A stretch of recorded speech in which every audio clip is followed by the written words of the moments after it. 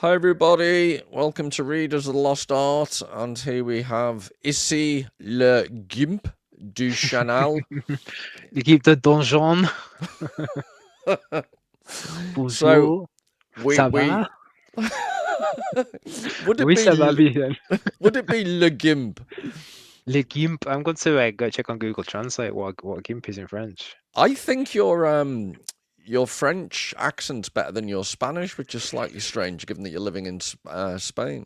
It is, but I mean, I did French at school though, so I technically speak better French than Spanish. In both cases, I just find pointing and shouting loudly in English does wonders for me. Here we go. So, boiteur. I am the boiteur. The boiteur. I'm the boiteur des donjons. Bonjour, boiteur. Bonjour, ça va? Right, this is... People may realise that we're slightly prevaricating. One reason being I've developed a late life fixation for hardcore licorice, the real poisoned stuff. And I think I've... they do say the side effects can be dizziness and kidney failure. So I'm going through the first of those. I've got the wine here, so this should be an interesting combination. I've got a stonking headache. So Le Boiteur is going to carry me for hopefully for most of this session. Yes, master. Right. So where did we leave off? Can you operate the text? From memory, it was page 22 in the digital version. So we'll just scroll down. It was to do with them projecting onto Mr. Swann. Yeah, here we go. So we were talking at the Great Ant, and Swann had just come through the garden path. He'd swanned up the garden path into the house. And yeah, I think it was page about 22, 23, wasn't it? Yeah, so there we go. There's a section where they're describing that we tend to project onto people. And what I was saying last week, just to segue from last week and start off our slow, laborious path through this text. In people like Daniel Dennett, who's a cognitive scientist and neuroscientist, what Proust is actually saying about the way in which we create multiple drafts of our perceptions of people. It's what Proust is writing in the 1920s is actually really close to what cognitive scientists are actually saying today. Yep. So I'm really impressed with that. And then we were talking off camera briefly about Søren Kierkegaard's work. And I haven't put much thought to how you could link it to Proust's work. Apart from, there's one particular strand in Kierkegaard where he constantly defers. As a writer, he adopts pseudonyms. He adopts nom de plumes. I'm just going to keep using synonyms now for pseudonym. But he keeps inventing alter egos. That's another one. And it's quite interesting because he hides behind being an author in order to make the reader fill in the gaps themselves. He doesn't want to be. He wants to be like Socrates. I think it's called the Mauretic method, this idea. Yeah. I think it's based on the idea of midwifery. The author gives birth to your thoughts by helping you realize what you don't know, but it lies within you. It's this idea of giving birth to knowledge that's always been there, but you just weren't aware of. And it'll take me ages to develop on the channel, but I do think it's relevant to Proust because this idea of creating narratives, and when you go past this bit where he talks about we project onto our friends or associates or people in the past, he then refers to a museum. Memory is like a museum. So if you can go further on, he talks about... I'm trying to find the quotes. Yeah, he's like other people I knew at the time, as though one's life were a museum in which all the portraits of any one period have a marked family likeness, the same tonality. Can't find it in this version, Paul. It was past where we left off last time, just not far past. Just start the quote again. I'll see if I can search it one more time.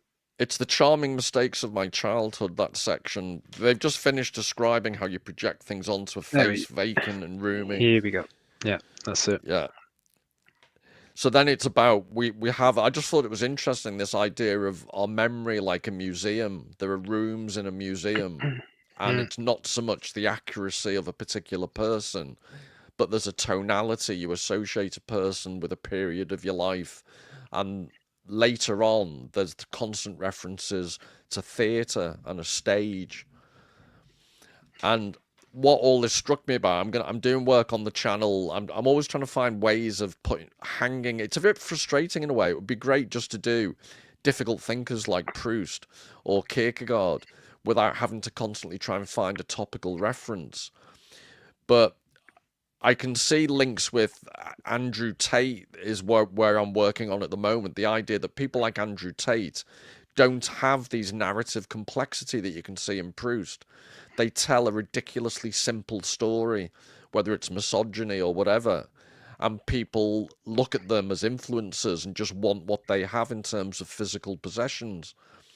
And it all boils down, as far as I can see, to a complete lack of ability to construct your own narrative. So you have to take other people's pre-made narratives from them. Yeah. And that's the difference with people like Proust and an earlier, the whole notion of theatre that he keeps referring to. What Kierkegaard talks about are all these notions of how we engage with an author who guides us, but actually ultimately wants to leave us on our own.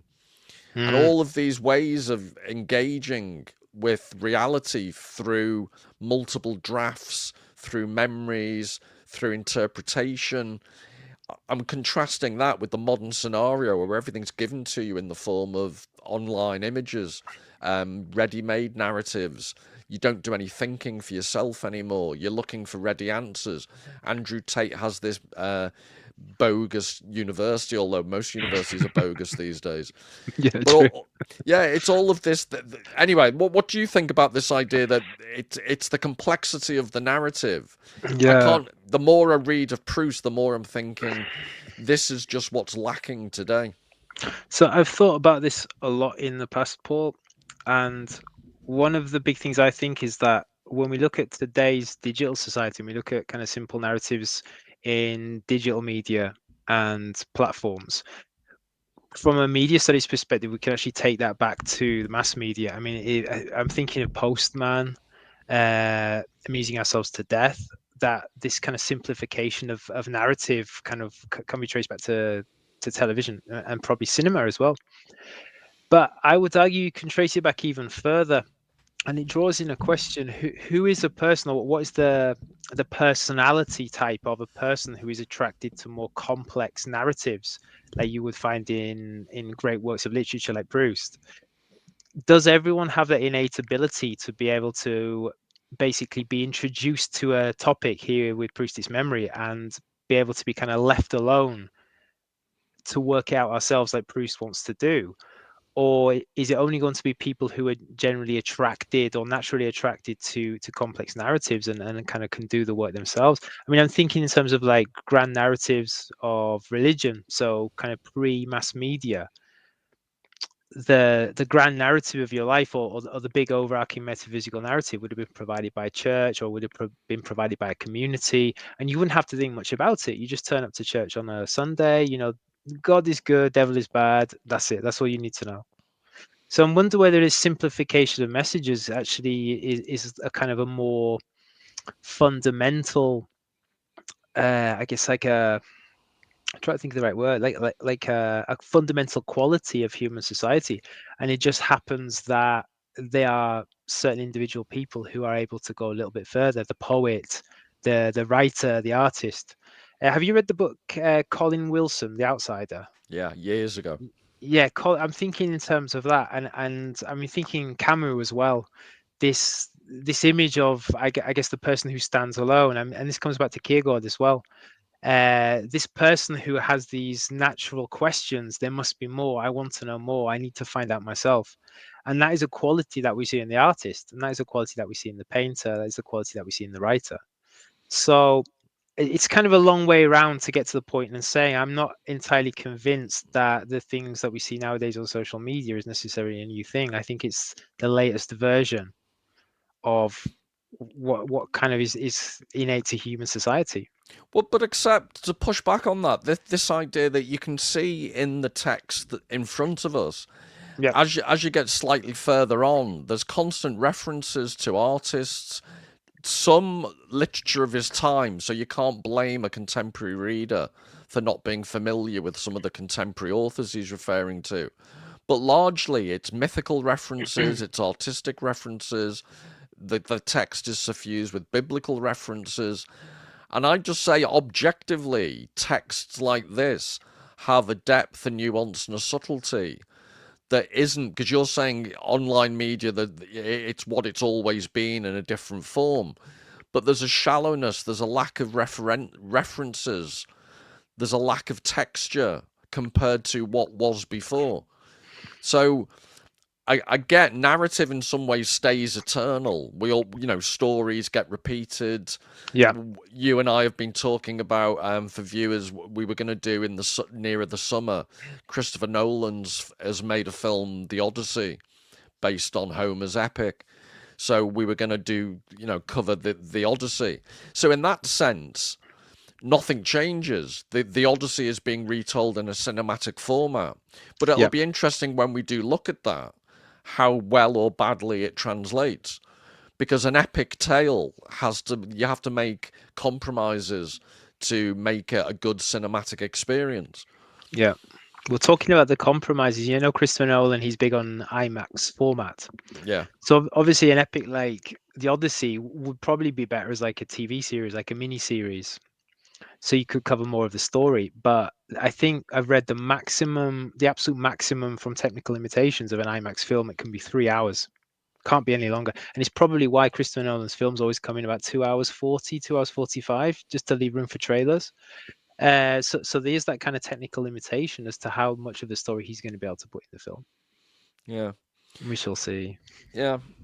No, so it's that I get what you're saying. Narrative hasn't gone away. Narrative's still with us. But you get my point about the textuality. No, I completely agree with that point. I think my point is more in terms of what you're saying about Proust wanting us to join the dots. Proust isn't handing us the narrative on a plate and saying, here's the simplified narrative. Proust wants to draw us in, like to use the example of with Wifrey that you used. He wants to help us experience what he's trying to say for himself. He's not saying, this is how memory works, full stop. He's giving us lived examples to draw us into it. But I think my point is that even with religious stories and religious texts, they're infinitely more complicated than Andrew Tate's, online, kinky university or whatever it's called. But they're still given to you as fact. This is how this works. Well, I may be wrong, but I think that's what I'm trying to say. Yeah, there's much more room for interpretation. And then just so we can get ahead with the text, after what we've just looked at, there's a whole section where it's the minutiae of the aunt and the grandmother and the it's the social, it's the aunt who believes in social caste or class or class. And I found that interesting because there's a lot of detail in the discussion in the family, but it reminded me of the Seinfeld episode. It's a sitcom about nothing, and there's a episode where they call it The Pitch. They take it to the NBC executives and said, we're going to make a series about I haven't nothing. seen that one. No, it's brilliant. And they say, what do you mean about nothing? No, just like us friends talking. That's what the series is going to be about. So within the series, which is a series about friends in New York just talking amongst themselves, within the actual program is reference to them pitching it to TV executives that actually did happen in reality, but they're doing it in a fictional form. And it's fiction within fiction within fiction. But the idea, let's make a TV series about nothing. A lot of the family discussion in the first section of Combray, the overture, it's essentially about nothing. It's about trivia. It's incredibly detailed, and I can understand a lot of modern readers thinking, what is the point of this? Yeah. But it's the fact it's about nothing, the fact that the conversation is so detailed. the two sisters in this section are hilarious because that they have this almost innate inability to get to the point or be direct. And they speak almost like a coded language between themselves, the two sisters. Can you find that bit where they... Yeah, I'm looking for it now. They talk about their receptive channels of listening becoming atrophied. So complete was their negation of interest in anything that seemed directly or indirectly a part of our everyday life, that their sense of hearing, which had gradually come to understand its own futility, when the tone of the conversation at the dinner table became frivolous or merely mundane, without the two old ladies being able to guide it back to topics dear to themselves, would leave its receptive channels unemployed, so effectively that they're actually becoming atrophied. And in my notes, A, it's just funny, but B, it made me think of the parallel monologues that take place in online modern culture. That Proust is drawing attention to the way in which people don't listen to each other within a family. Yeah. But at least they're still held accountable. So the father, it goes on to say, it makes a very funny comparison. An alienist is like a hypnotist. He would have to make use of some such alarm signals as alienists adopt in dealing with their distracted patients, beating several times on a glass with the blade of a knife, fixing them at the same time with a sharp word and a compelling glance. Violent methods that the said doctors are apt to bring with them into their everyday life among the sane, either from force of professional habit or because they think the whole world a trifle mad. But online, I occasionally do some discussions, and what I find interesting is, more so than ever before, and you get comments, and you can't help but read the comments that are going on live. People have started to, and I'm sure they've always done this, but I just think it's got worse. People aren't able to differentiate between you presenting a devil's advocate argument and your support of that argument. So the ability to pay attention to the nature of the argument. So I was talking about something about the electoral system, and it wasn't what I wanted to be true. It was how the system works. And people in the comments were accusing me of wanting it, basically. And it's such a basic thing that people associate you with the argument and can't distinguish anymore. Yeah. And what I find in this section in Proust is he's alluding to that slightly. These two sisters are like a pastiche or a comedy duo that to some extent embody in this wonderful pastiche certain people's closed-mindedness or inability to communicate anymore. Yeah. No, absolutely. The point I'd like to emphasize is within a family structure, we're all aware of the oddities of families. And it's what makes families both, uniquely frustrating and interesting. But it's almost like these two mad old aunties are out at large on the internet, and they're nearly everyone. Yeah. I get the image of them as like being like these kind of two bingo ladies, just in the bingo hall, like chattering away about absolute madness, everything and nothing. Are you old enough to remember Hinge and Bracket? No. Oh, you need to look up. Hinge and Bracket were like these old school. There were two men dressed as women, which is probably why they wouldn't be accepted today. But they were dressed as old dowagers. Okay. And they'd play the piano badly and stuff. And one of them would say, "I have to sing now, Dorothy." And it was very, very funny. Yeah, I must have seen him when I was a kid, because I'm seeing videos come up for like 1987, 1988. I remember Dame Edna. They were like a more sophisticated version of her. Typical of you to lower the tone. Outrageous. I remember the Pythons were down for a bit of drag now and then. Now I think we briefly mentioned it before, but past that section, there's then when she finds out about Swann. We did discuss it briefly, but she finds out that Swann has these very rich, well-known, powerful friends, and rather than be impressed by that, this is the aunt, I think. She looks down on it because she's so invested in the social structure. And what that reminded me of, I'm just trying to find parallels showing how Proust relates to more modern culture, Mm. in quite interesting ways. But it made me think of Tarantino's Django Unchained. You Mm. know, the house slave Stephen. I've not seen it. Oh, it's worth checking out. It's oh, what's his name? The black actor. Uh, Yeah, yeah, famous Samuel guy. Jackson. Yeah, I think he's in it. Yeah, I think it's Samuel Jackson. And he plays the house slave who's in charge of all the other slaves. And Mm. he is so invested in the master's abuse of the other black people Yeah. that he's completely, talk about Stockholm syndrome gone mad. Mm. But it just interested me. The ant is so invested in the social structure to the exclusion of any notion of equality. She actually likes the fact there's this really rigid hierarchy. Yeah. Someone says she needs it to hold all the pieces together.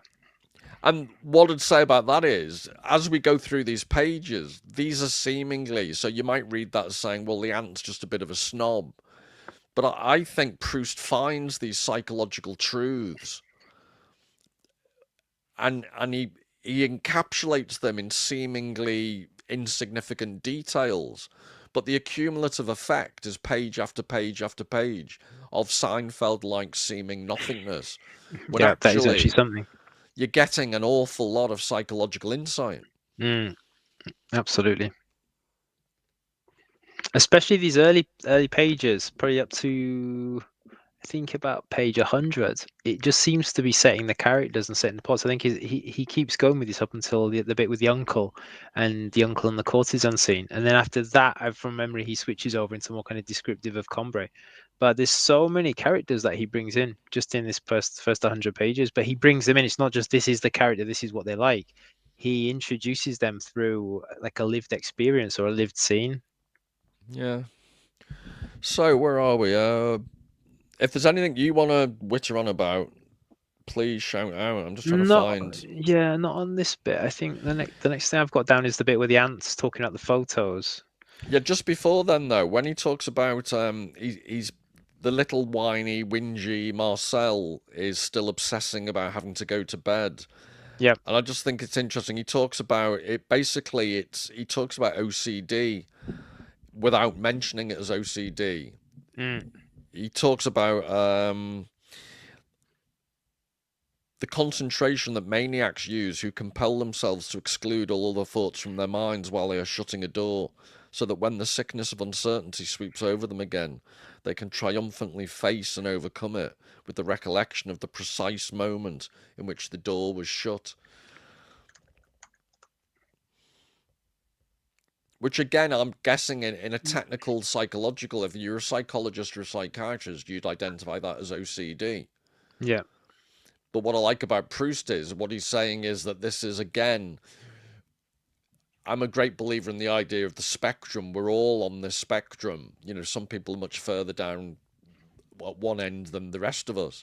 Yeah. But it doesn't mean that you never partake of certain ends of the spectrums at certain time. Mm.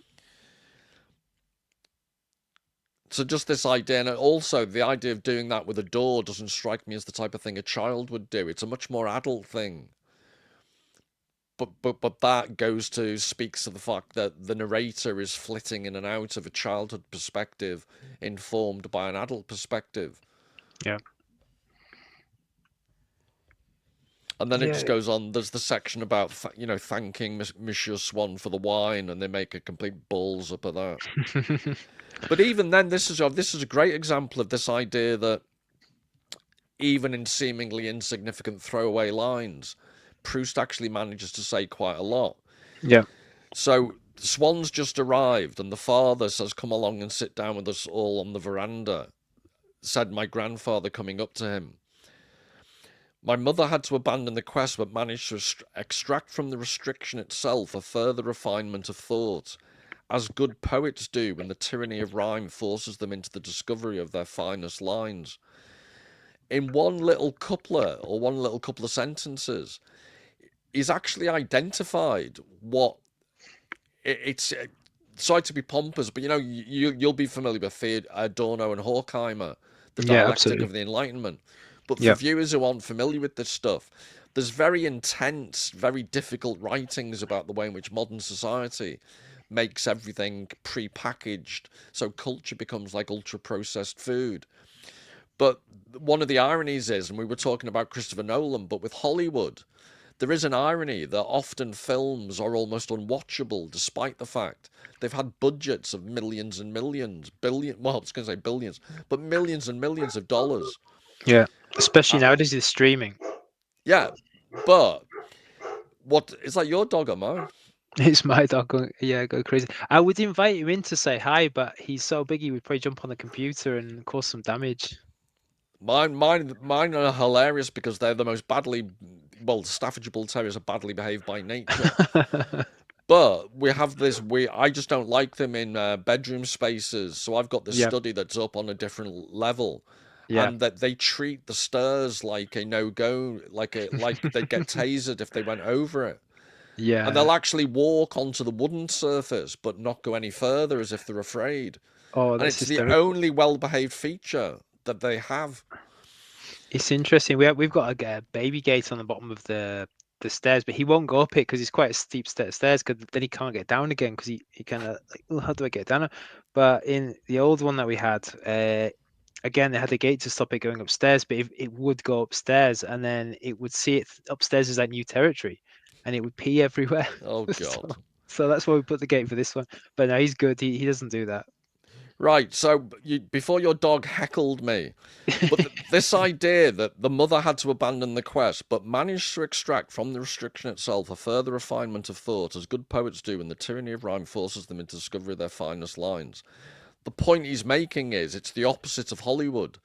Great art actually comes from the fact it's got limited resources. Yeah, So poetry, and it's a simple but beautiful idea that poetry is poetry and poetry is beautiful, not because it's free form and you can say whatever you want, because it's constrained by certain conventions. yeah, And like a classical orchestra, the beautiful art you make is under the constraints of the format in which you're performing. And then you get into really interesting discussions because we've got fond memories of awful jazz bands. But jazz has this reputation of riffing and yeah, scatting and going off-piste. But I think Adorno, this is when he pissed everyone off, Adorno spoke about how even that seemingly rebellious, anarchistic aspect of jazz can be quite formulaic because yeah. there's almost an expectation of a scat or a riff or It's like whatever false technical. complexity. Yeah. Yeah, Mm, because it always happens within certain confines. yeah. So it can't be too melodic because you have to imitate being anarchic. Yeah. But I always find this interesting, this through restraint and through constraint, you actually you engage with creativity and great art. And Mm, again, to bring it up to the modern day, Proust is doing stuff with just basically wrote by hand, all these, endless manuscripts. yeah. And he could do that. And Hollywood directors with millions of dollars, not always, they produce some great stuff, but on average produce awful dross. Yeah. I think another good modern example would be like retro gaming and indie gaming with computer games. It's like you have your what are called AAA titles, which have like millions, if not hundreds of millions of pounds poured into them. They look amazing, but then they tend to get kind of poor reviews because they say, well, yeah, this is like watching a film, but it's not like playing a game. Whereas you have dedicated kind of scenes of people still using, 20, 30, 40-year-old computers and literally getting the most out of them possible, finding new ways to use a 40-year-old processor. And it's just much more interesting, exciting, because like you say, you have these constraints, and part of the fun and part of the creativity is seeing what we can do within this set of constraints. Yeah. So then he witters on, he's yada yada yada, mummy mummy, and then it goes to the two sisters keep performing this ridiculous routine where they talk about the cooperative movement in Scandinavia rather than just thank Monsieur Swann for the wine he's bought. And I do think the grandfather's funny, where he's just scathing about, the uselessness of these two sisters. But then after that, it says how Monsieur Swann is completely bewildered. He doesn't know what the two sisters are doing. Yeah. But then it gets interesting because you've mentioned Neil Postman before, this Yeah. idea of amusing ourselves to death. Swann, again, this is just a throwaway comment that Proust doesn't develop, but he describes how Swann suggests what would it be like if instead of reading the newspapers with all the tittle tattle, we read serious literature, and once in a while we took a dusty old newspaper down and read some topical, chit chat. Mm, And he refers to the difference, he's talking about the right proportion between information and publicity. yeah. And I'm trying to find the quote. there's Pascal's Pensées that I mentioned. It's just after Aunt Celine. Here it is. Yeah. Yeah. Got it. Mm. But I just think it is an interesting point. And by the way, if anyone's not read Pascal's Pensées, there are some beautiful. It's a bit like from centuries ago, a version of Guy Debord's Society of the Spectacle, because Guy Debord wrote this brilliant book, Society of the Spectacle, but it comes in these little concise aphoristic paragraphs, so it's not really a joined up narrative. And similarly, Pascal's Pensées and French Thoughts, he just developed some absolutely beautiful ideas in little pithy paragraphs. So it's really easy to read because you can just dip in and out. Yeah. Yeah, sometimes they're the best for more complex ideas. Just a little kind of smaller books with ideas like that. But I've not heard of this one, but I'll have to check it out. No, yeah, I think I'm trying to. Sorry, I've had basically a licorice-induced stroke. I honestly can't remember, but there are some. Pascal's the one who basically, I think it's Pascal's wager, the idea that he believed in God because if there isn't a God, what have you really lost? And if there is a God, you better have made sure that you believed in God, because there's a huge downside for not having believed in him. Yeah. So he had all these, and he just had some beautiful phrases that are so beautiful, my senile mind can't remember them. It'll come back to me in about, half an hour, and I'll just blurt out like Pascal's Tourette's. Tourette's has been in the news lately, hasn't it?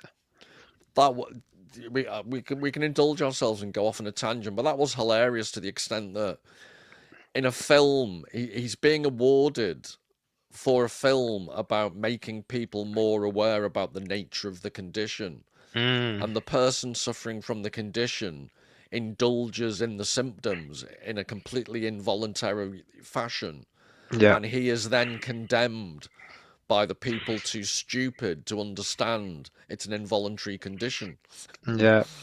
And I've even seen some interviews where it's pointed out it's an involuntary condition, and the person said, yeah, but even so. I was reading some analysis where they were saying that they were part before the show, they were thinking of putting him inside a sealed box.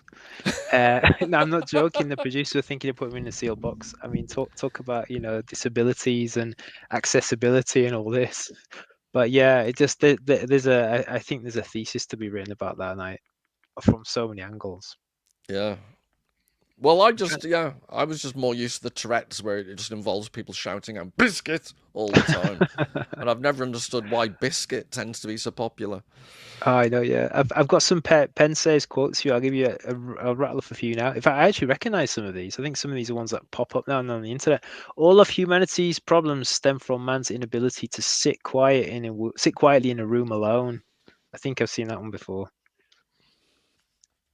Let's have another one. Curiosity is only vanity. We usually only want to know something so that we can talk about it. I'll check that one out. I'm trying to remember the one that's in my head. It was much more profound. No offense to your picks, you banal gimp. Yeah, I picked the most boring ones. Oh, here's a good one. Dull minds are never either intuitive or mathematical. Yeah, there's one about mortality or something, or eternity, that and what I also find interesting is I'd rather eat my own arm than look up the thing I can't remember. Whereas you're of the generation where everything needs to be looked up immediately. Yeah, it means at the fingertips. Yeah, you can't do without knowing immediately. Just need to know, Paul. Whereas I'm like Marcel, wallowing in his melancholy because he can't kiss his bloody mother. I indulge in the melancholy and not knowing what I've forgotten because I'm senile. But you've probably got it all in the books behind you, though, so you can look it up. Yeah, I will eventually, but then again, I might forget and just sit around dribbling on myself. So who knows? Swiftly moving on. Every day is a fresh day for me, though.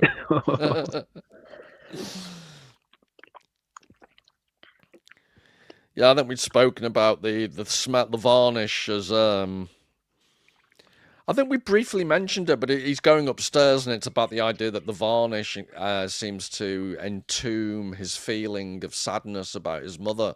Yeah, I think we talked about smell as It just as was, something though. maybe recall. When you were younger, it just was so much more intense that you could. I think I might have said last time. I remember smelling mornings, if that makes sense. Yeah. The mornings smelt differently because everything seemed the plants, obviously, and now maybe it's just post-COVID. It's and as you get older, I just think you really do. Your sense of smell, you really do lose that intensity. It could well be. Like I remember summers as a kid, just the smell of summer, but we're just as the sun coming up on the summer holidays, and you go outside and you'd be like freshly mowed grass and flowers in the garden, and like the smell of the hills and the kind of farmyardy smell, and just very intense. But yeah, nowadays, Yeah. It's one of the nothing. things I don't like electric cars for many reasons, but one of them is you got really fond memories of sitting. I must have been an early petrol head, but sitting at a garage, smelling a car being filled.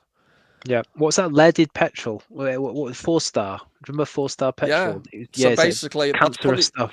there's They an irony smell though. amazing. Yeah, but I can't remember anything nowadays because I've got lead poisoning in my head because I used to sit in garages sniffing Huffing petrol. cars being filled. So these things happen. Yeah. Right. So that's the varnish. Yeah. Yeah. Then when he gets into his bedroom, it's all about.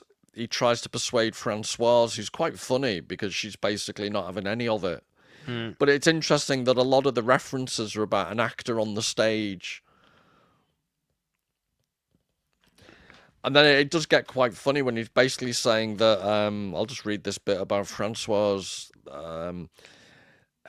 She possessed a code at once imperious, abundant, subtle, and uncompromising on points themselves imperceptible or irrelevant, which gave it a resemblance to those ancient laws that combined such cruel ordinances as the massacre of infants at the breast, with prohibitions of exaggerated refinement against seething the kid in his mother's milk, or eating of the sinew which is upon the hollow of the thigh.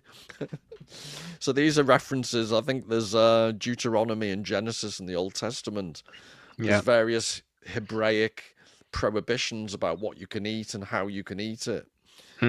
But I just love the way this is I think the unacknowledged humor in Proust.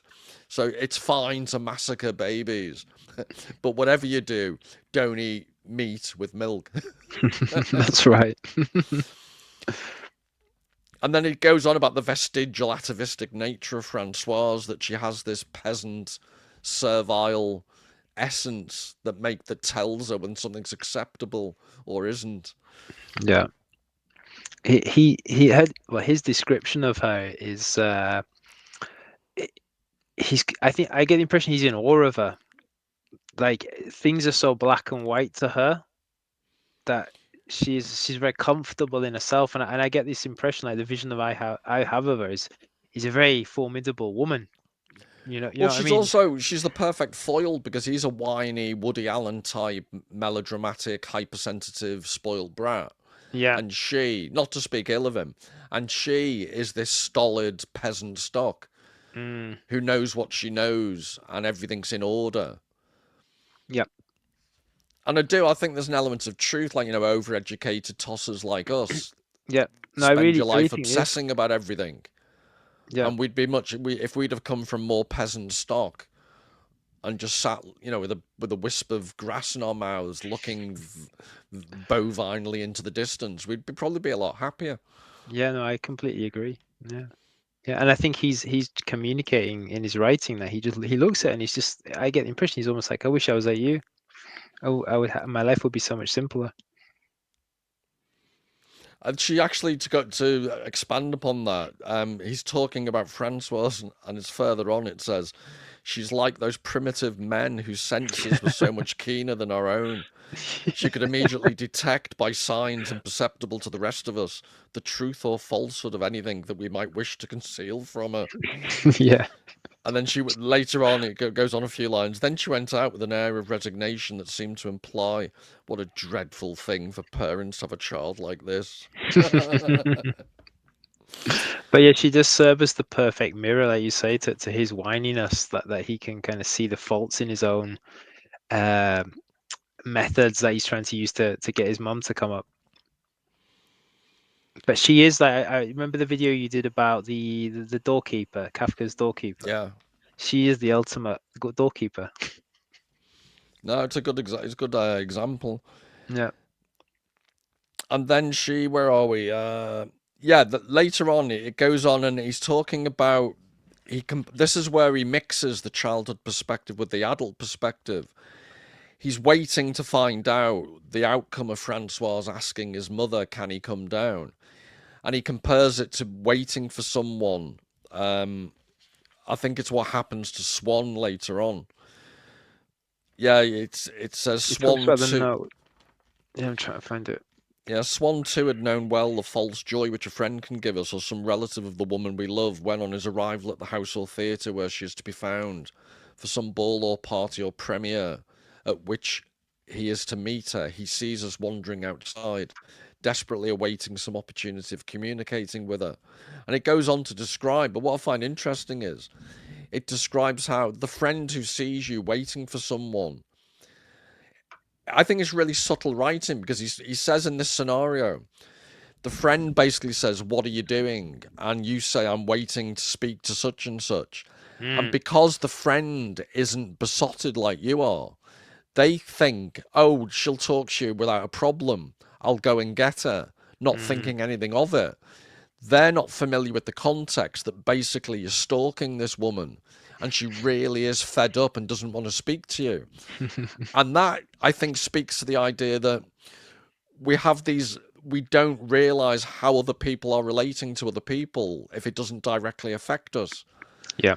And there are these layers of experience that we're not privy to. And you think, there's little whiny Marcel the child wants to kiss his mother. What an annoying little brat. But then I think Proust is clever by showing as adults we do these irrational things. And it may not be your mother's kiss, but anyone who's pursued anyone does stupid things as an adult. So it's not so, Marcel the child might be doing it in a childish way, but it's nothing that adults don't do all the time in a different way. Yeah. It's like using somebody as a proxy, like a communicative proxy. And as you rightly say, people do it all throughout their lives. And then what you find with Monsieur Swann is when he completely debases himself by doing all this. And then when he gets what he was after, he's completely unimpressed, which again is a very adult thing. It's like the kid, I guess, crying and crying for the latest computer game, eventually getting it and getting bored within a day, and playing with the cardboard box instead. Yeah. That's the type of thing. I've got an image of you playing with a cardboard box. Well, we used to as a hitting yourself on the head with it. We used to as a kid. I mean, that would be some of the best toys you would get. Go down to Sainsbury's and you get like a giant cardboard box, and we'd cut a hole in it. Posh bastard! You went to Sainsbury's. Sainsbury's, yeah. We got taken Safeway. We got taken to Quicksave. Quicksave, remember Quicksave? It was Gattaca Quicksave in Liverpool. Yeah, Quicksave. It's still got it's all been replaced by Aldi, hasn't it? Aldi and Drummer Netto. I think most of the Quicksaves turned into Netto. Yeah, and further on from that, it's the same theme, but basically he's waiting in the foyer, or he gives the scenario, someone's waiting in the foyer, and the servants milling around doing their duties, ushers or usherettes, whatever, and you're waiting for this message that, comes back in a negative way. And what I took from that is, it's the way in which you can have these intense emotions, but the rest of the world carries on as usual. Yeah. And because we're all narcissistic, individually fixated people, There's almost part of your brain thinking, how can the world carry on as normal when I'm not getting what I want? Mm. And I think that's quite psychologically acute. Yeah, that's a good observation. Because I think as well, he talks about being concerned about what people at the dinner table would think and what they would find out, but it's almost like, I'm going to do it anyway. I know I'm being a pain in the ass, but I'm going to do it anyway because this is my desire. I want my mom to come now. Oh, that was the other thing. Yeah, well done for identifying that. I'd forgotten about that. But the idea that once you're on the path of desire, nothing will stop you. Yeah. And I think most people would acknowledge that. There's almost like a masochistic element. Once you've gone down a certain path, there's a bit of you thinking, well, I don't care how bad it gets now because I'm on the path. And there's some, like, I don't know whether masochistic's the right word, but there's some like self-destructive pleasure almost. Yeah. I'm trying to find the quote. It's the one where he talks about sending the note. The note stands in as a replacement for him in the room. By the note being sent, he is in the room as the note, kind of Yeah. thing. And I can't find it in this edition. But yeah, he knows that what he's doing is not going to work out. He knows he's going to cause problems. He knows he's going to probably get smack from his dad, but he still does it. And he's like you say, he takes pleasure in the fact that he's going to cause chaos. Even Francois, he's like, he knows Francois is potentially going to get into trouble for taking the message, but he has to do it. He's going to do it anyway. But I do think that's psychologically very insightful on it. I think it's a prelude to the over explicit masochism that takes place later on in the book. And just to give you a really silly example, but it's a very mild form of masochism. You know, I'm a massive Liverpool fan, and they've been doing really rubbish this season. And when I've started watching them, like, the whole weekend's ruined if they lose. But I've now developed this technique whereby when they're playing really badly, when I begin to actively enjoy, you know, I'll identify players I particularly dislike, and I'll actively enjoy when they make a mistake because it reinforces my prejudice. And I begin to masochistically get pleasure from how bad the team is, because that's my way of not having to acknowledge the truth that I'm going to have a rubbish weekend unless I find some way of enjoying it. That's a psychological defense for you. You should start going on those spread betting websites where you can bet, you know, such and such player is going to fall over at this minute. Such and such player is going to get booked on your own team, get sent off. Make some money out of it. Could you find... It's just before his mother and father come up the stairs, and noiselessly I open the window. He's waiting outside. Have you found it? Yeah. Here we go. And he's looking outside. Outside things seem, also fixed in mute attention. So I just think this is a beautifully written section. So as not to disturb the moonlight, which, duplicating each of them and throwing each one back by the extension forward of its shadow, denser and more concrete than itself, had made the whole landscape seem at once thinner and longer, like a map which, after being folded up, is spread out. What had to move? A leaf of the chestnut tree, for instance, moved, but in its minute shuddering, complete, finished to the last detail, and with utmost delicacy, made no discord with the rest of the scene, and yet was not merged in it, remaining clearly outlined. And then he goes on about sound. So that's the first bit's about vision. But that reminded me of, it's so far ahead of its time. Jean Baudrillard, the idea of, you know, the map, the territory. Yeah, the map is not the territory. Yeah, the map gets confused with the territory, and you don't know whether the map starts to... Korzybski, Alfred Korzybski. Yeah, but it's in the Welcome to the Desert of the Real and Simulations and Simulacra. It's in Baudrillard as well. Yeah, he draws on it. I mean, it's universal across a philosophy. But I think Alfred Korzybski. It's Borges, I think. It's Borges. I think Baudrillard takes it from Borges' short story about cartographers. Yeah. Borges tells a story of cartographers make a map of the empire that's 1-to-1. So the map perfectly covers the empire. Yeah. The empire decays and they lose the empire, but the map remains. Yeah. And it's a metaphor for, in modern society, authenticity is frayed, and all we have is the media map that we inhabit. Yeah. But that description, Marcel's looking out the window. And I just thought that the description of the difference between under moonlight, shadow, and the shadows and the reality that's behind the shadows become weirdly conflated. Mm. And this, I think we were talking about this last time, it's one of the sad elements is in modern society, very few people get to see non-light polluted darkness and the way in which moonlight works. Yeah. If you live in a city, this makes no sense.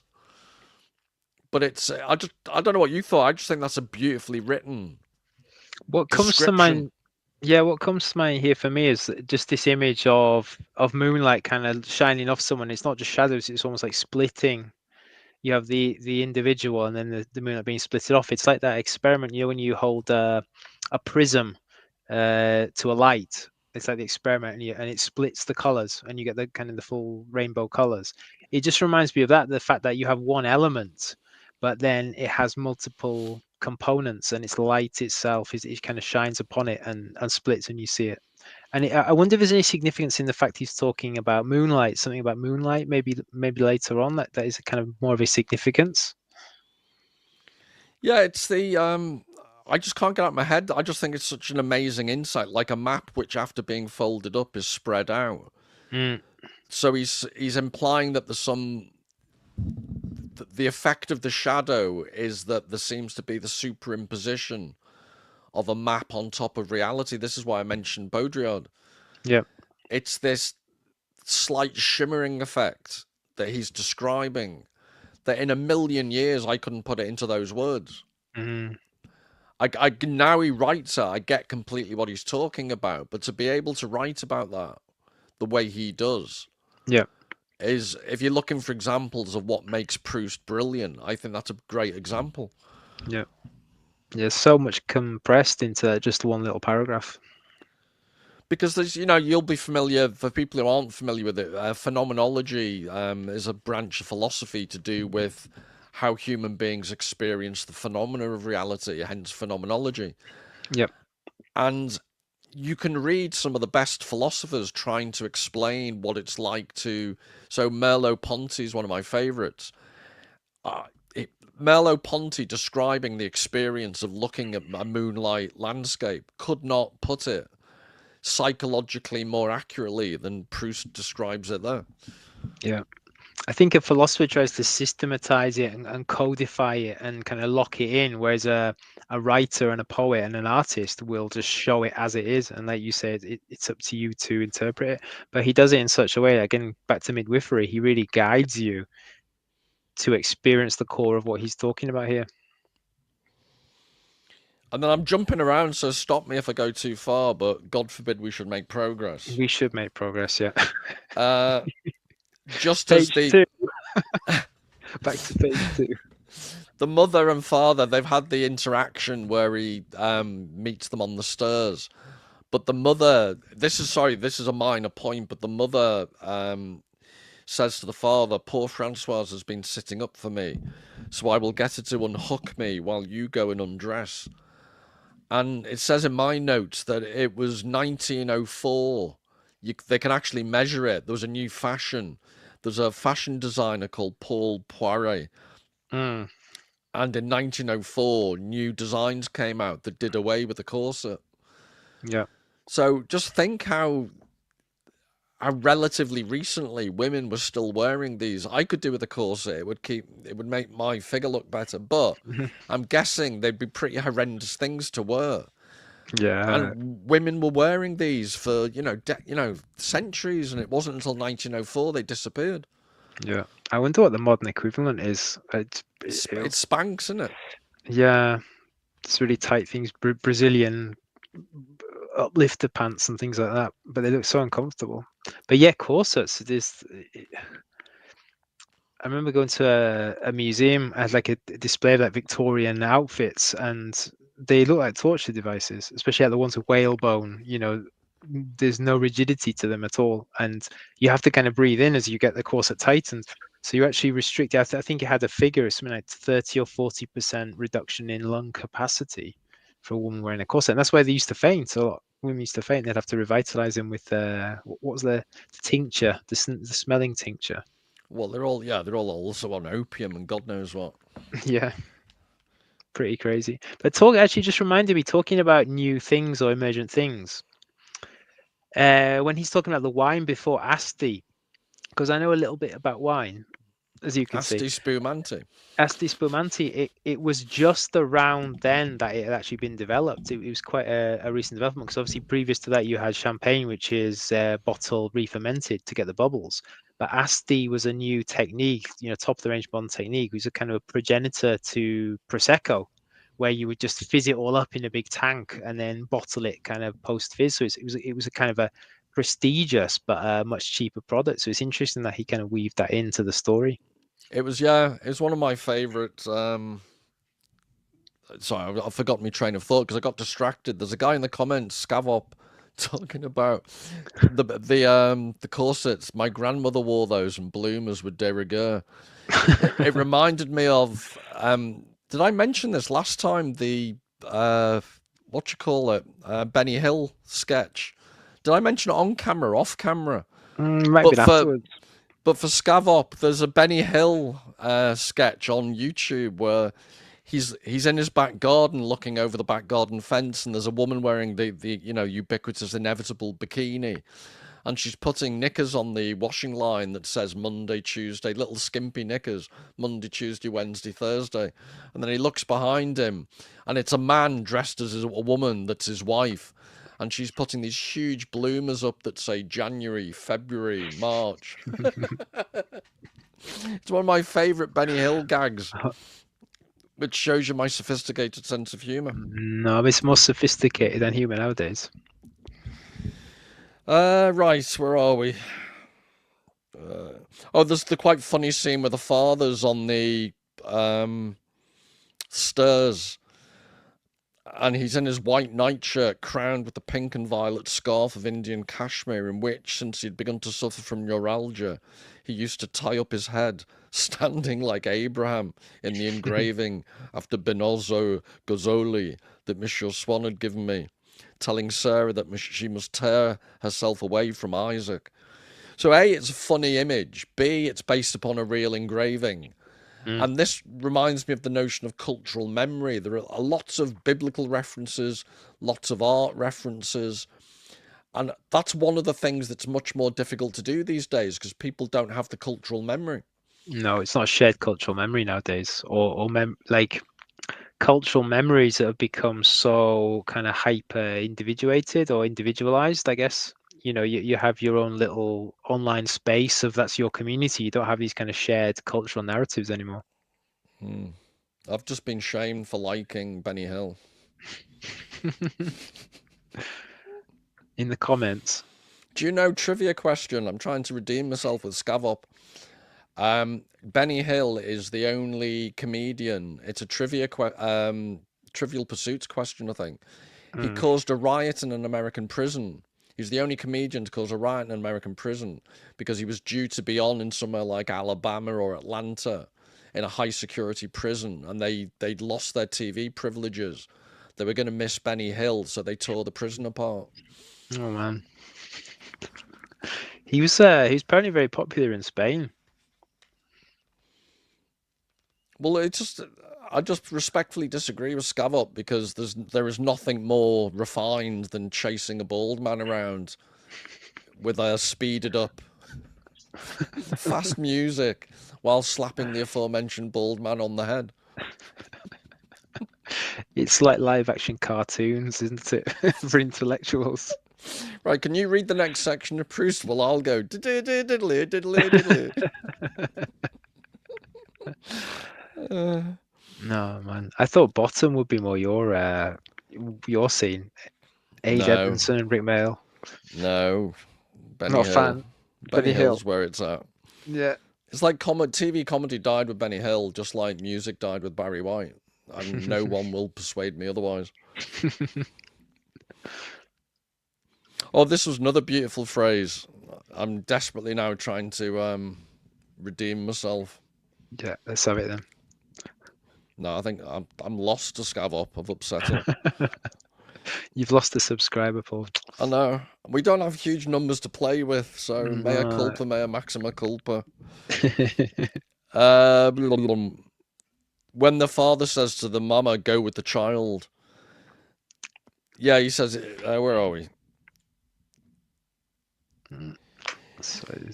Yeah, it's just after, where Sarah must tear herself away from Isaac. He says, many years have passed since that night. The wall of the staircase up which I had watched the light of his candle gradually climb was long ago demolished. And in myself too, many things have perished that I imagined would last forever. And new structures have arisen, given birth to new sorrows and new joys, which in those days I could not have foreseen. Just as now the old have become difficult to comprehend. It's a long time too since my father has been able to tell Mama to go with the child. Never again will such hours be possible for me. And then this is just the stunningly beautiful bit. But of late I've been increasingly able to catch, if I listen attentively, the sound of the sobs that I had the strength to control in my father's presence, and that broke out only when I found myself alone with Mama. In reality, their echo has never ceased, and it's only because life is now growing more and more quiet around me that I hear them afresh, like those convent bells that are so effectively drowned out during the day by the noises of the streets that one would suppose them to have been stopped forever, until they sound out again through the silent evening air. A, it's beautiful writing. B, he's got this ability to use analogies and similes and comparisons. So the convent bells being compared to memories that and it's the thing about memory, when the memories are originally formed, you have no idea, even though it's logical, you have no idea that there's going to come a point when those memories are going to be of things that have perished. Yep. And that's the poignancy, and it's such an obvious point because of mortality. These things happen, but we live psychologically in a mentality that things, we're immortal, things are never going to change. Yeah. And you need some type of psychological stability. In some sense, it's not healthy to just act as if everything's going to be dead tomorrow. But also it is poignant when you can think back to things that no longer are there. I think what's extra poignant about it is like we don't consciously choose which memories we're going to remember about these things. It's like it's just these specific moments of people who've passed that are kind of chosen for us, through a mechanism that we have absolutely no control over. Yeah, I don't know. I just found that very poignant. Yeah. I can't think of a better word. Yeah, I think as well, I think what I like most about it is the way he kind of links it to a physical presence with the kind of the demolition of the staircase. You get this image of a house being knocked down, and then maybe in like an old neighborhood, and then you think, what memories did that building see? Births, deaths, family Christmases, exciting things, sad things, and just the way he links it to a physical presence. It's like the building itself retains a memory, but then also the person retains a mental memory at the same time as well. Can I just stop so I can have a fight with Scavop? Yeah. She's having a go at me in my Minotaur video. I got this off somebody else. I committed the cardinal sin of reading a couple of Ted Hughes poems. And I did mention Sylvia Plath. I haven't watched that video yet. Yeah, well, I mentioned Sylvia Plath, and everyone was saying, why didn't you read the Sylvia Plath poem that I mentioned, Daddy? Yeah. And it's like, well, I was doing something about the labyrinth. I was doing something about the Minotaur. I was doing something about the dark primeval nature of masculinity. Sylvia would have been a bit of a spare part. You know, apologies, Sylvia, but it wasn't about. I don't know whether it's maybe because everything has to be inclusive now. If you mention Ted Hughes, you have to mention Sylvia Plath. And it's like, well, if you're doing a theme that's about a particular line, it's already an hour and a quarter video. It would be 6 hours if you kept following every thread. Maybe we need to do a Christopher Nolan-esque videos that are 4 hours long that they'll go up, down, left, right, forwards, and backwards, then enter the fourth, fifth, and sixth dimension. No, it's just I'm not having a go. I am in a way, but it just reminds me when you work as an academic and people did book reviews and they'd criticise the book for not being what they'd wanted it to be rather than what Yeah. it actually is. Well, another example from academia would be when there's a guest speaker would come in and talk about their work, and every other academic would have to put their hand up. Why didn't you mention this? Why didn't you mention that? And talk about their expertise. Was like, I can't mention all that because it's a 45-minute presentation. You know what I mean? Well, I'll probably do something on Sylvia Plath. But like I say, it's the Minotaur and the Labyrinth was something very, very specific. And I think it's justified to pursue something down that line. Because it was interesting in another comment, someone mentioned there's a Minotaur in all of us and maybe we should try and be more like Theseus. But it's also interesting that Theseus completely abandons Ariadne. So there's a whole story to be told about how badly done to Ariadne was. Yeah, I'm just curious now. I'm self-psychoanalyzing myself. I just found it more interesting, the whole labyrinth, dark, primeval, masculine thing, because it's something I'm more familiar with. Yeah. Yeah. Maybe we need to do another set of videos on that. Paul and the Labyrinth. No, we can do. Remember the film Labyrinth with what's his name? Famous singer that was just on the tip of my tongue. Oh, Starman.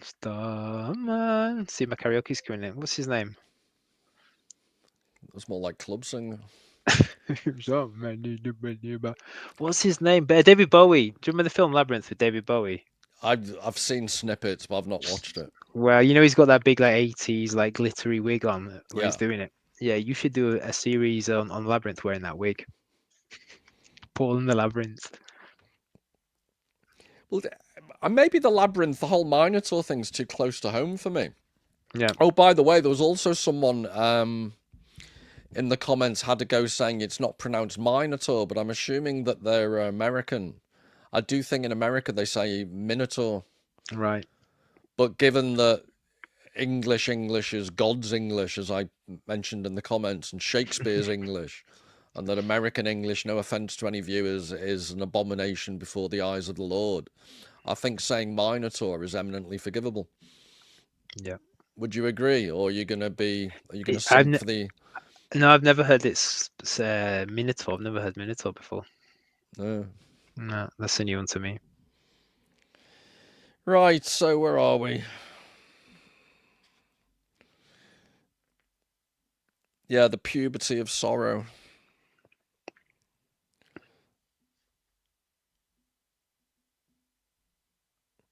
Yeah, I thought that. Sorry, go on. Yeah, no, I think it's worth speaking a bit about. I mean, we have touched about it in previous videos, but maybe can go a bit more detail about the deflation and the le petit mort that he experiences when his father capitulates and you're obsessed about talking about le petit mort. Is it because you are what was it, le bourgeois? Le bourgeois, yeah. le petit mort de la poitiers. Il est donjon. Ici, il est donjon. Oh man.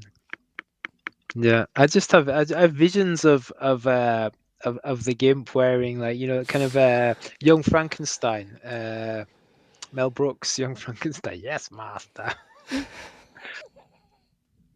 I think the comedy French accent makes it more relevant to Proust. So how we're offending now? Sylvia Plath fans, Americans pronouncing Minotaur or Minotaur. Who else? Who have we offended today? No, I think that's enough. Talking about Ted Hughes, actually, very quickly. That was one of the first books I read as it really got into as a kid. The Iron Man and the Iron Woman.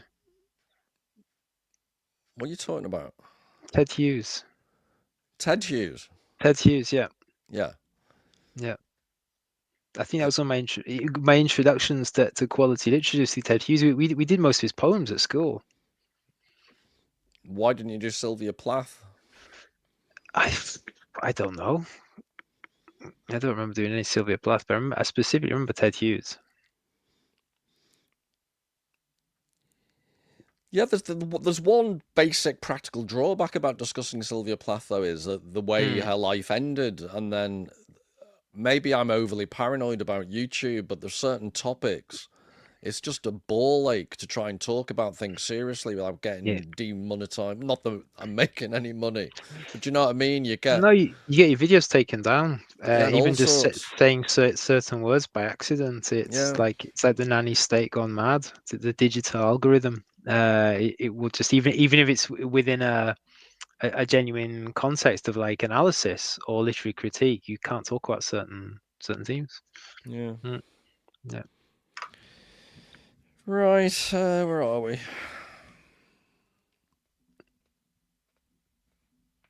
So we're at the period where he's. Oh, that was we mentioned this before, yeah, where he gets the mother. He wins. It's a Pyrrhic victory. He wins the battle of the bed nighttime kiss, but at the cost. And it's like a little marker as he grows up, isn't it? That he realised, I felt that I had with an impious and secret finger traced the first wrinkle on her soul regarding his mother, and made the first white hair show on her head. Yep. Which is why I think families are minefields of emotional turmoil, because even with the best will in the world, everywhere you step is on someone's feelings.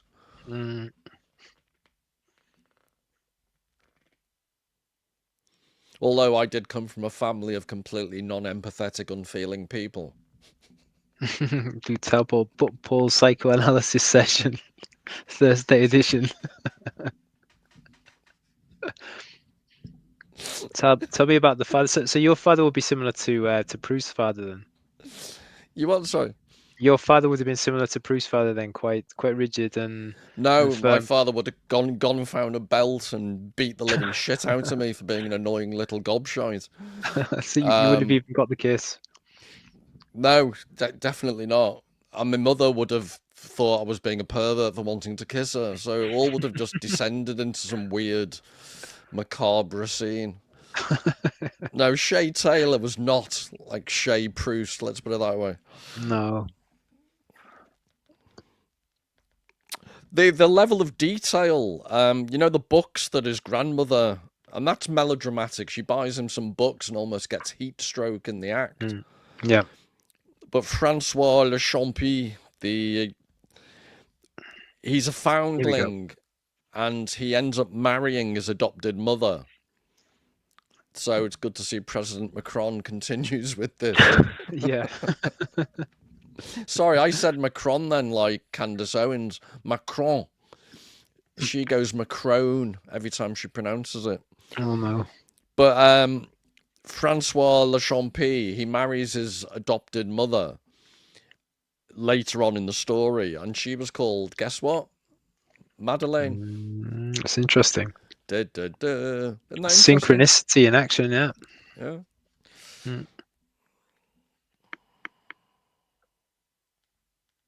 I'm now getting flashbacks to Shay Taylor. You got me down this dark path. Oh no, think happy thoughts, happy place, Paul. Booth in the Vic, happy place. Chess set in front of you.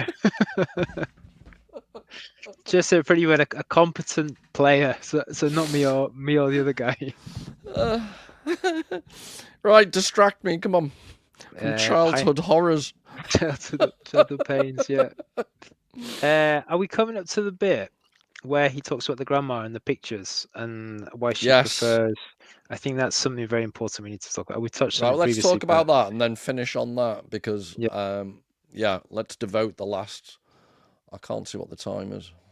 we've got about 10 minutes, I think, 10, 15 Right. minutes. Well, yeah. Yeah, I'm So, do just you trying want to to talk about this? Because I've witted on and offended everyone.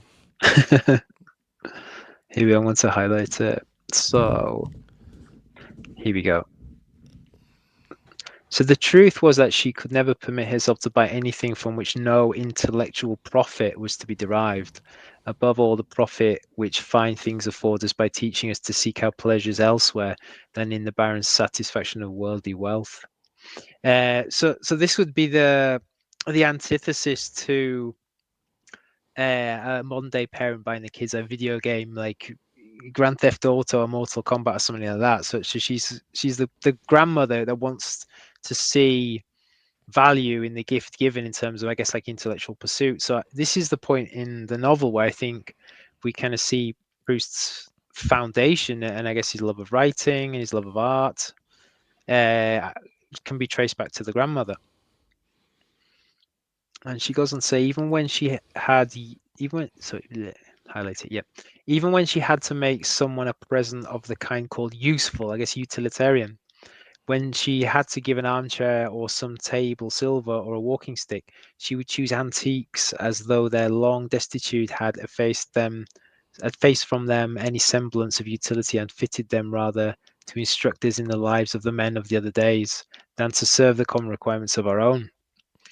So this would be the equivalent of going to IKEA and buying a utilitarian chair, something just that has no history to it, no intrigue to it, or going to an antique shop and buying something interesting. She values time, she values history, she values the story behind the item. She would rather to buy an item that doesn't work very well, but is imbued with history and I guess aesthetic qualities to it than something utilitarian. So I think this really kind of impacts Proust's formative years through his grandmother. She's teaching him indirectly the importance of like something imbued with the quality of time. What do you think? Yeah, and I think I put in my notes. It's is it Jean Baudrillard's System of Objects, which I think the original French version was done in 1968. He wrote it. Yep. And again, if you think Jean Baudrillard's this really supposedly wasn't, but supposedly postmodern avant-garde writer, and in the System of Objects, he describes exactly what you're talking about, the way in which you have modular furniture that's designed to be, you buy it in weird, you can recombine it in various forms. And it's never, the idea that you'd hand on to your offspring your IKEA furniture Yeah. is laughable, isn't it? Yeah. Whereas in Mediterranean culture, in France and Spain, you'd inherit huge oak furniture from your, grandparents or whatever, and that there would be the marks of generations of kids who'd run past it in their youth, Yeah. and it would be like a living testament to the nature of the family, and that all gets replaced by the IKEA model. And Baudrillard uses that as an example of the way in which society has emptied itself out of content. And that, I think, is what Proust's describing here, Yeah. the shallowing out of life. Yeah. And I wonder whether he's talking about this at the time. Again, going back to kind of modern things, what will be modern for Proust? Is he's kind of this is the time where you would probably get kind of I guess like industrially manufactured furniture, industrially manufactured things. Going back to Asti compared to Champagne, much more laborious thing to make. Asti is at the time will be very technologically advanced way of mass producing a sparkling wine. And again, he's talking about the quality through the grandmother's appreciation of the quality of lived things or things that have a history behind them. But I think when he goes on to talk about the photographs, I think this is such an important thing, and it really does kind of highlight where his interest in art comes from. Sorry, just to add, Scavops mentioned Eric Carpeller's book Paintings in Proust, which I would recommend to everyone. It's apart from anything else, it's a beautiful little physical copy of a book. It's Yeah, really well produced. Yeah, she's saying it's got really nice colour reproductions. Also, interestingly, the volume I'm using, the William Carter, he mentions in his notes, there's a particular painting, I can't remember which one off the top of my head, where he says that there isn't a he says something about the painting which implies you can't see the crescent moon that's referred to. And in the Carpella's book, the painting's shown and you can see the crescent moon. So I emailed William Carter and said, by the way, you've got that wrong. And he was really nice. He said in future editions he'll change it. Mm. But that's down to Carpella's. He's got reproductions of all the major art that's referred to in Proust in one volume. So it's really, really handy. So what was the issue again? Like in the actual painting, you can't see it because the contrast is low, and then when it's reproduced, you can in see the it. painting you can. There's a tiny little crescent moon. For a future week, I'll find which painting it was. Yeah, let's put it up. But there's a little crescent. But in William Carter's notes, he says that he's referring to, and he says you can't see the moon, or he's not sure which painting's being referred to. Yeah. And in the Carpella's book, it's obvious. You can see it. It's a subtle moon, but it actually is there. So William Carter was it's a tiny, tiny pedantic point, but he made an error. But it wouldn't be like an academic, would it, to fixate on a tiny, tiny pedantic point? Not at all. You could write a couple of papers on that. But no, I think this foreshadows the Frankfurt School here as well. This bit here. So she wants, or she would see the value in Proust having photos of real places on his wall, a bit like you could having a poster or something on your wall.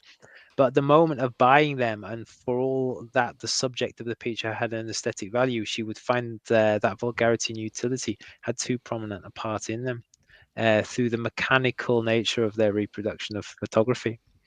I think you talked previously, Paul, about the emergent cinema, theatre cinema contrast in the novels as well, where cinema, moving image was just becoming kind of more prominent and popular, in the sense that with a moving image, with cinema photography, we see things exactly as they are, but then they're stripped of the subjective narrative aspect. No, it is quite funny the way the grandmother's basically getting the photographs he's receiving and becoming more and more primitive, not more and more sophisticated, because she's trying to compensate for exactly what you're talking about. Yeah, exactly. I think she calls it the commercial banality, Proust calls it. Yeah. At least to minimize it. Sorry, there's two things I wanted to just quickly say. I'm jumping in and out the comments because if people are good enough to watch and make comments, I feel a bit obliged to try and respond in real time. But Scavop's talking about the she's jumping ahead to the gallery scene where Bergot goes to see a Vermeer painting. But just to say, Scavop, it's a little patch of yellow wall. I do a whole video that refers to that. I think it's got the Vermeer painting, A View of Delft, on might be the thumbnail, but I definitely did a video just on precisely that. So I was on that. Your point about Asti, Stuart, it's not a million miles away in terms of time. You remember Manet's painting, the bar at the Folies Bergère? Yeah. There's a barmaid at the counter, and there's a very clever use of a huge mirror behind her that shows the gallery looking at her. On the table are Bass beers. There's the triangle, the Bass beer triangle. Yeah, no, Bass beer.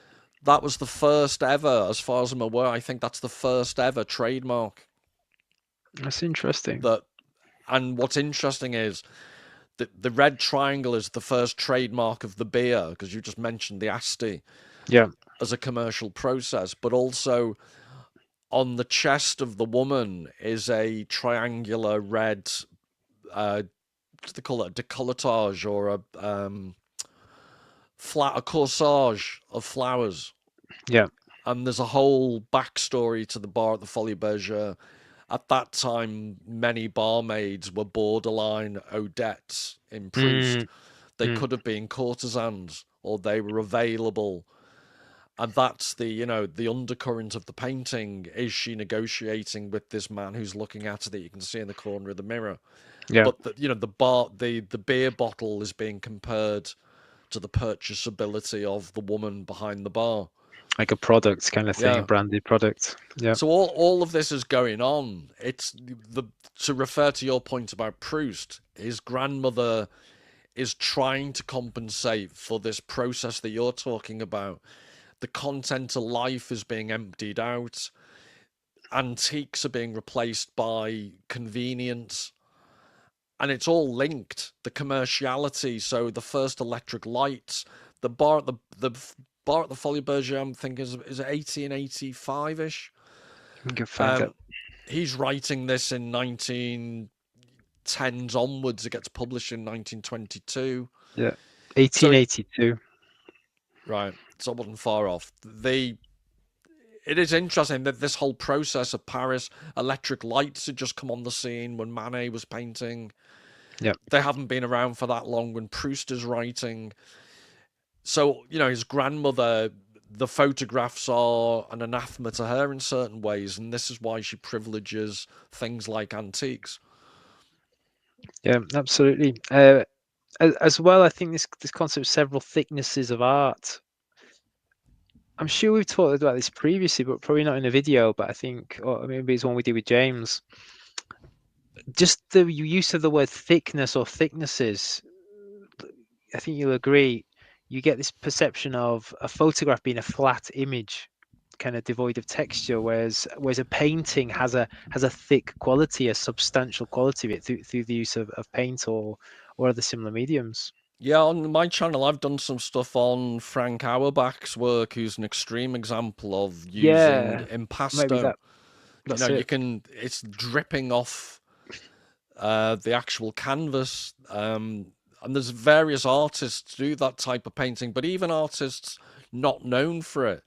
I've used in past videos, I've referred to looking at Monet painting at the National Gallery in Edinburgh. And it's hard to explain to anyone how much depth and the sunlight comes off the painting.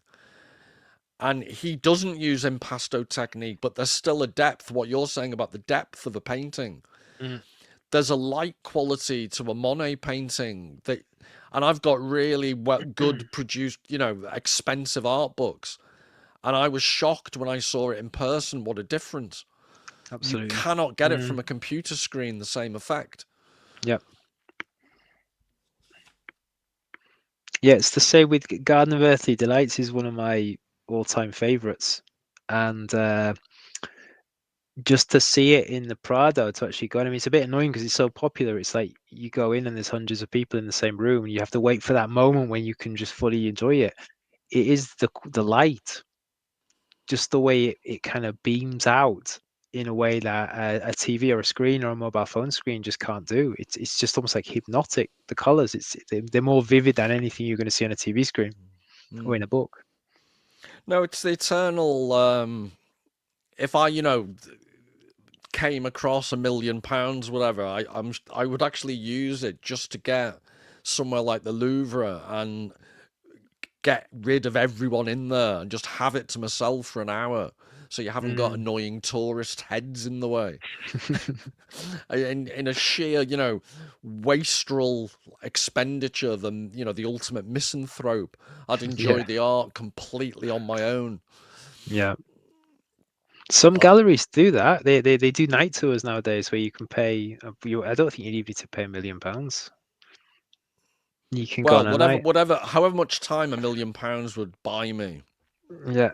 I would just like to get a room on my own in one of these museums, because that is the problem. There are so few things you can see now without just hordes and hordes of tourists. So Las Meninas, I remember seeing Las Meninas, and it's just, there's just too many people. Right, I think we've come to an end. Before I forget,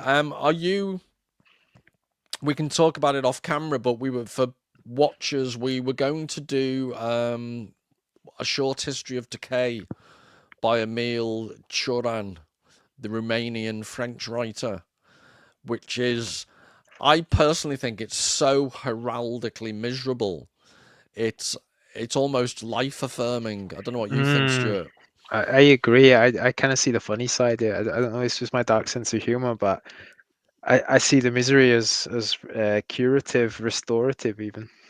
Yeah, no, it's anyway, the short history of decay. And what's the other one called? It's the problem of being or something. Problem with being born. Yeah, the problem of being born.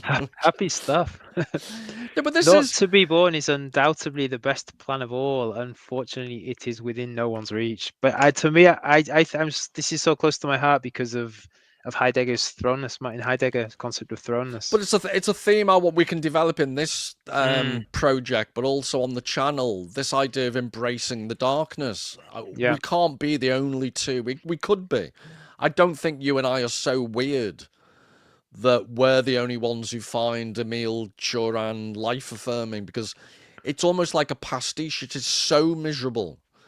Yeah. That you've got to begin to see the funny side. I honestly believe that. Is that dark humor? I think like Chris Morris style, like some things are just so dark that you just have to kind of laugh at it. So are we gonna try and do that at some point next week? Yeah, did we say we were gonna skip Proust next week and do Cioran next week? Well, we won't. Yeah, we're not due to do a Proust because we've done 2 Prousts this month. Yeah, and you allocate very meanly your time, so because you have a life, I don't. Yeah. So next week, we could do the Cioran. I'll sort out. I'll put a note out to people, but because it'll be at a time that suits you, because it may not be at 6 o'clock. Yeah, I think we do it. Definitely do it next week, Paul. Just as a heads up, so we can have a little chat and get a time you can set up the to do. And maybe we do this one like during the day sometime next week. Maybe Thursday, just a bit earlier. Yeah, well, I'll chat with you, but for people watching, if you can't make it, we'll probably alter the time to fit in with Stuart's prima donna lifestyle. But AKA family life. it'll be available. It'll be available on the site afterwards. But if you want to have a preview look at it, there's an online version of it available. It's called A Short History of Decay. Yeah, and it's so miserable. It's just wonderful. So we can put that to the test. Joyous misery. Joyous misery. And on that wonderful note, thanks for watching, everyone. I'll see you soon. Take care. See you next week, everyone. Bye now.